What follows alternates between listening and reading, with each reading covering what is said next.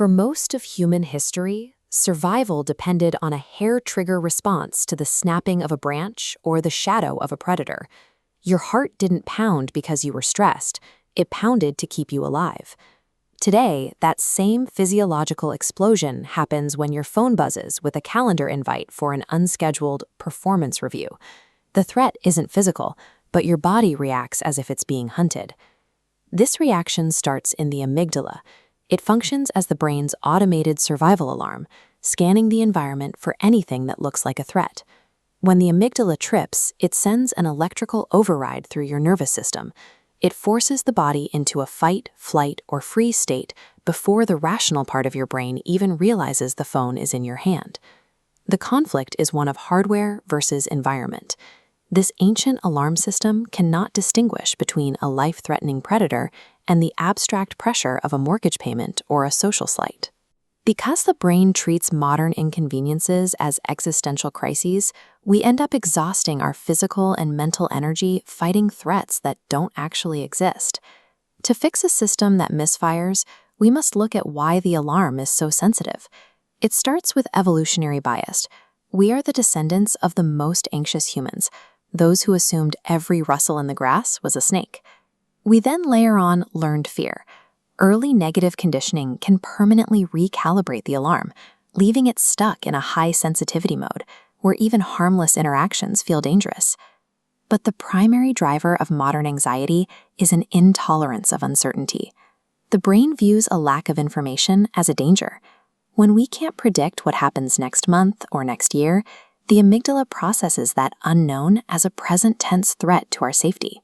These three streams, evolution, history, and uncertainty, combine into a constant loop of false positive signals that keep the brain's internal threat meter in the red.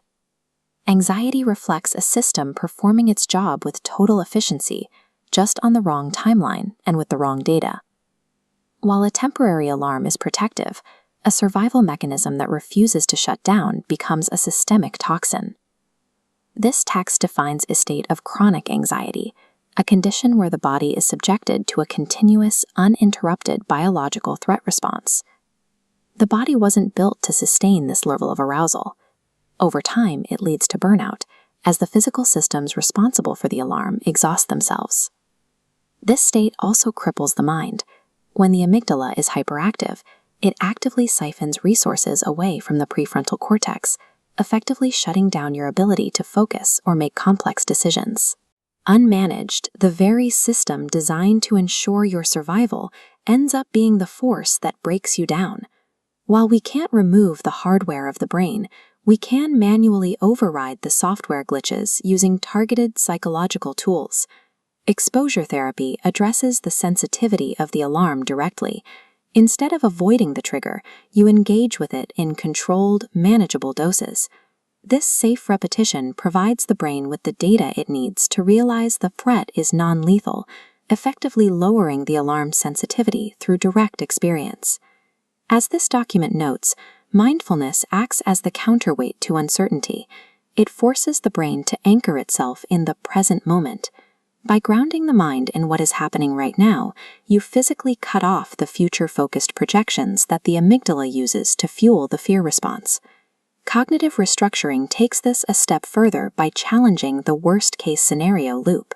It forces the brain to pivot away from catastrophizing and focus instead on the most realistic, probable outcome.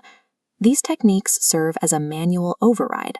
They don't just mask the symptoms, they actively retrain the amygdala to understand the difference between a deadline and a disaster. Fear is a biological necessity. We don't want to silence the alarm entirely. We just want it to ring for the right reasons. Using neuroscience to manage these reactions gives us a level of control over our own physiology that few other animals possess. There is a distinct mental shift that occurs when you can stand amidst chaos and manually turn off the internal siren. You stop reacting to the world and start navigating it. By understanding these stark mechanics, we move from being reactive bystanders to our own biology to being the active managers of our own internal state.